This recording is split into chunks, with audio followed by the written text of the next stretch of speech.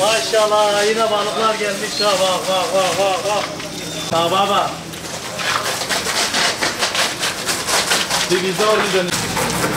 Tamamdır baba.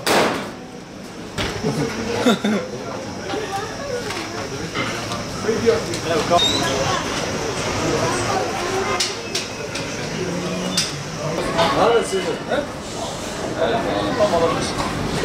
Dünya bize böyle yaklaşıyor. Sağ olsunlar. Bir tane balığı bize.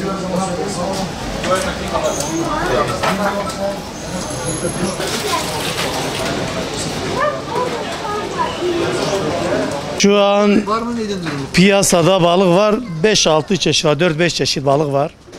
Havalar biraz sıcaktır ama 1 Eylül itibariyle sezonumuz açılıyor Allah'ın izniyle. Hayırlısıyla 1 Eylül'den sonra balık çeşitlerimiz de bollaşır, satışımız da bollaşır. 1 Eylül'ü bekliyoruz evet. Balık var, birkaç çeşit var. Temmuz 1'de tatlı su balığı çeşit sezonumuz açılıyor. Eylül 1'de de bütün balık sezonumuz açılıyor, deniz balığı zaten olarak.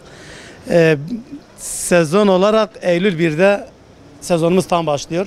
1 Eylül'den sonra bütün çeşitleri getirmeye başlayacağız. Şu an tezgahlarımızda alabalık var, somon var, çupra var, levrek var. Tatlı su balığı olarak da sazan balığı var, şibot var. Bir de bizim bu yörede dedikleri nakor var, turna balığı yani. Toplamda 7-8 çeşit var. 1 Eylül itibarıyla çeşitler bollaşır, 30-40 çeşidi bulur. Yani istersen de çoğunu da sayabiliriz. Çeşitler bayağı bollaşır yani. İşimizi bayağı etkiliyor ama yine de satışlar var, müşterilerimiz var. Balık tercih eden var. Sıcaklar ne olursa olsun balığı yiyen müşterilerimiz vardır yani. Şu an fiyatlar uygundur ya.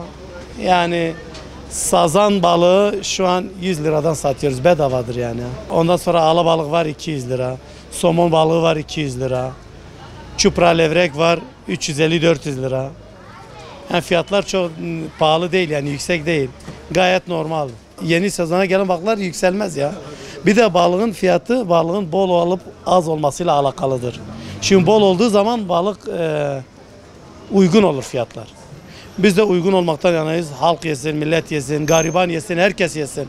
Yani parası olup yesin, olmayan yemesin öyle değil.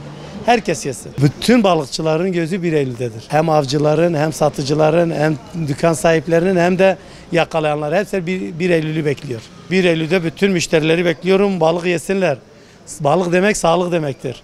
Yani balık hiç sevmeyen de haftada 2 kere yemelidir. En az ha.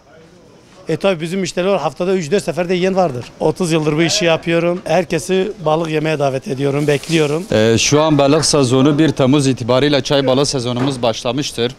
Balık şu an itibariyle çeşit bakımından azdır ama Eylül 1'den sonra balık çeşitliliğinin olacağına kanaatimiz çoktur zaten. Balığın bu seneki tahmini olarak çeşitlilik oranında belki biraz azalma olabilir, havanın şartlarına binaen bunları söylüyoruz. Ama abi hava sıcak oldu mu da balık suyun fazla kendini göstermiyor biliyorsun. Yani balıkçıların çoğu çıkmıyor. Ne bileyim balık çeşitliliğine sebebiyet veriyor. Birçok etkileri var. Bunların nedenleri var tabii. Onlar ayrı şeyler. Bunlara fazla girmek istemiyorum. Yalnız 1 Eylül'den itibaren inşallah Allah'ın izniyle balık bolluğunu bekliyoruz yani. Yavaş yavaş. Çünkü havalar şu an sıcaktır. Balıkların satışı da pek fazla olmuyor. Yani şu an 1 Temmuz itibariyle çay balığı başladığı için hafif bir şey var ya, biraz gelişme var, hareketlilik var daha doğrusu. Şu an balık çeşitliliği 8-10 çeşit falan var bulunuyor. 1 Eylül'den itibaren tahmini olarak 30, 35, 40'a kadar bazen çıktığı oluyor balık çeşitliliği. Balığın fiyatlarına bakacak olursak zaten her zaman malum ki balığın bolluğuna bağlıdır. Balık ne kadar bol çıkarsa fiyatları da o kadar düşük ve uygun olur. Yani illa hani artan maliyetler şeyler olsun, bu buna bağlı değil. Balın bolluğuna bağlıdır. Balık bolsa fiyatları uygundur. Balık yoksa fiyatları yüksektir yani budur. Evet, sezonu zaten bekliyoruz. Çünkü kaç aydır zaten boştayız. Yani 4 gözle bekliyoruz daha doğrusu. Halkımızı, milletimizi balık yemeye, sağlığa daha doğrusu gelmelerini istiyor. Çünkü balık bir sağlıktır. Yedikçe onu belirli bir yaştan sonra insan fark ediyor.